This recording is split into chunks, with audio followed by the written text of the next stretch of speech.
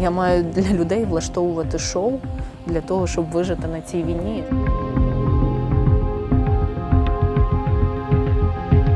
У нас мала бути ротація в березні 22-го, але не відбулося.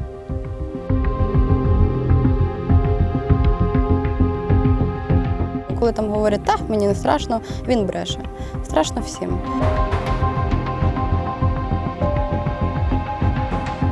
Ви самі сюди прийшли, вам за це платять гроші. Де жодні гроші світу не коштують, не потрібні, коли ти перебуваєш тут.